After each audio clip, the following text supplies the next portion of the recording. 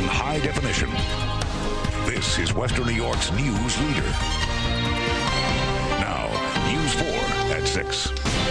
It is important that services continue because people are dying. Right now on News 4 at 6, we have new developments about the future of a local substance abuse program serving the neediest of patients. Good evening to you. I'm Melina Shapiro. Terrace House has been helping Western New York since the 70s, but just over a week ago, patients were told it would be shutting its doors. News 4's Rachel Kingston has been following this story. Rachel, what's the latest? It's sometimes referred to as the last house on the block for people struggling with drug and alcohol addictions.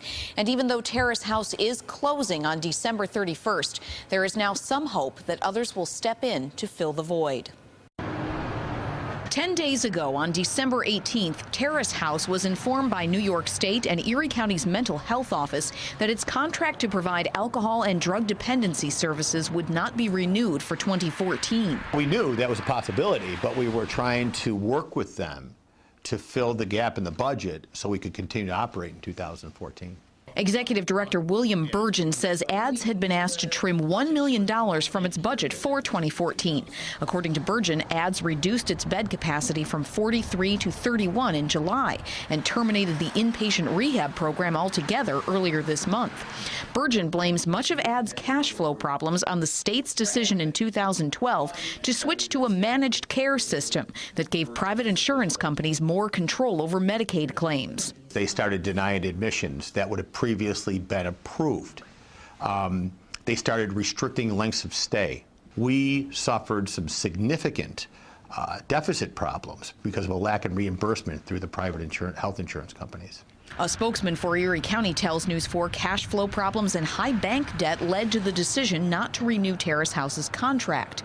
The county and state are working together, he says, to make sure other agencies continue to provide the services previously offered by Terrace House. One of my biggest concerns is that there is no access to these services for the most needy of people. Gloria Sanchez lost her job when Terrace House ended its inpatient program. Her main concern, however, is not for herself. It's for the patients. There's a big need. It is important that services continue because people are dying, really, as a consequence of drug and alcohol abuse. I spoke yesterday with Ann Constantino, who is the president of Horizon Health Services. She tells me Horizon has been meeting with Terrace House employees and wants to take over ads treatment programs. Melina. So, Rachel, does this mean that Terrace House will be open still come January 1st? Yes, it will, although not under that name. Ann Constantino tells me that, that's one of the goals of Horizon in all of this is to ensure that there's no interruption in service. They want to reopen the inpatient clinic and hopefully allow most of the employees to keep their jobs. So Constantino tells me they're going to start with a 3-month transition period and go from there. Okay, we'll continue to follow this. Let everybody know what happens. Certainly. Rachel, thank you.